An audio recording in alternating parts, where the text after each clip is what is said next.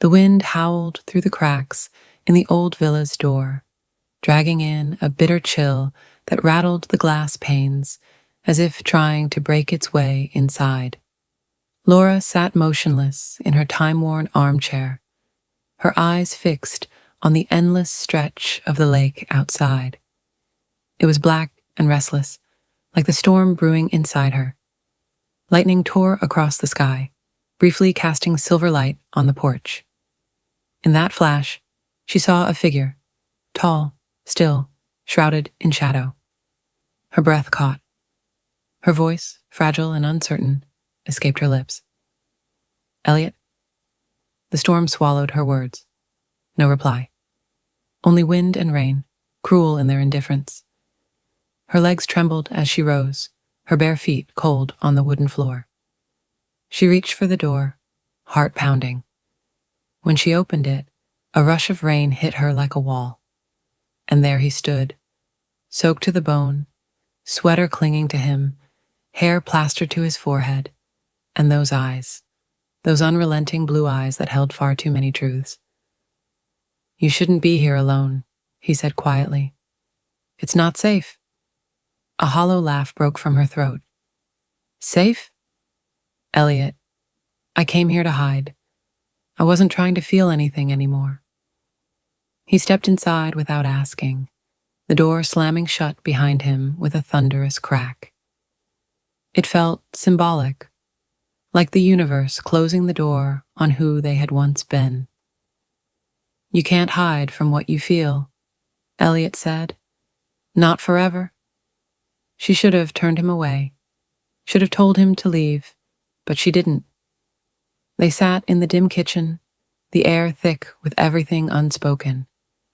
Laura gripped a cold mug of tea like it was the only thing tethering her to reality. Elliot's voice pierced the silence. "Are you always like this?" he asked gently, bottling everything up, pretending. She looked away. "You don't know me. I know what it's like to be forgotten, left behind, by a father who only saw his image in the mirror, by a mother who disappeared behind her own pain. I've lived with ghosts, Laura. You don't scare me."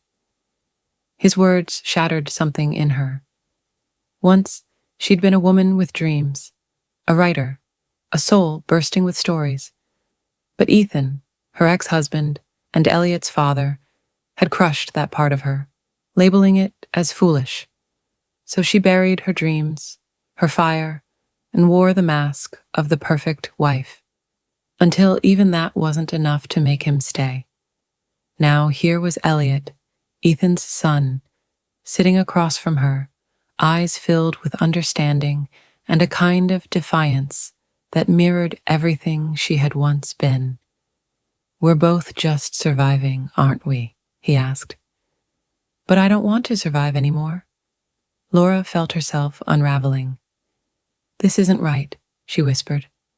"You're his son." "And you're not his anymore," Elliot replied, voice low, steady. "You stopped being his long before he walked away." The weight of it all crashed down on her. She stood, needing space, needing to breathe. But Elliot followed. He caught her wrist, gently, not to hold her back, but to keep her from falling apart. "You're not the only one who feels abandoned," he said softly, "but you're the only one I've ever wanted to stay for." She stared at him. The storm outside screamed louder, but inside, time had gone still. When his lips touched hers, it wasn't rushed. It was a question, a confession. And against every voice screaming in her mind, Laura didn't pull away.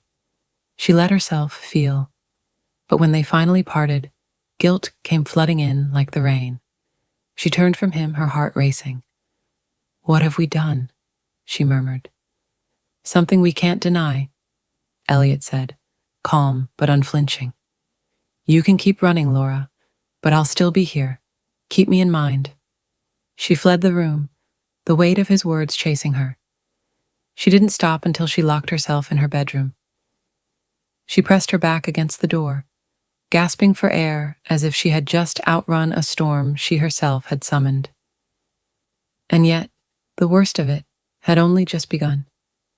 Hours passed, or maybe it was only minutes. The storm hadn't let up. Downstairs, Laura sat once more, in her armchair, her hands wringing the fabric of her dress like it could soak up the regret. Her heart still bore the heat of Elliot's touch, but her mind screamed in protest. Then came the sound of footsteps, measured and deliberate. Claire, Laura's only true friend, the one person who had stood by her through the divorce, through the collapse of her life. Claire entered the room without speaking, her sharp eyes sweeping from Laura to the staircase leading to the guest room. "I saw Elliot leave your room last night," she said flatly.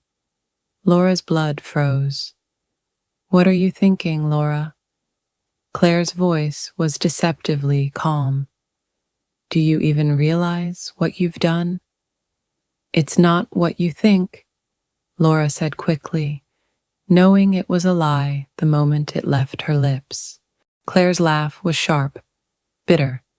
"No? Then explain it to me. Help me understand why you'd do this. With him, Ethan's son." The weight of the words nearly brought Laura to her knees. Before she could answer, a creak from the stairs cut through the silence. Elliot. He stood there, face pale, eyes dark with betrayal. He had heard everything. "What do you think I am, Laura?" he asked. "A mistake you're trying to forget? Or just someone to fill the silence?" "Elliot." Her voice cracked, but she couldn't speak the rest. The truth hung in the air between them like smoke. He shook his head slowly, the hurt written clearly across his face. "I told you not to forget me," he said, "but maybe it's better if you do." And just like that, he turned and walked out into the rain.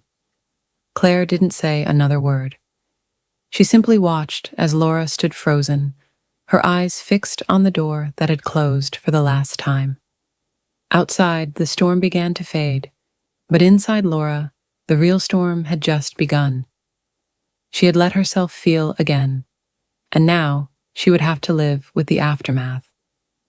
The silence left behind by Elliot's absence was deafening, and still, his words echoed, "Keep me in mind."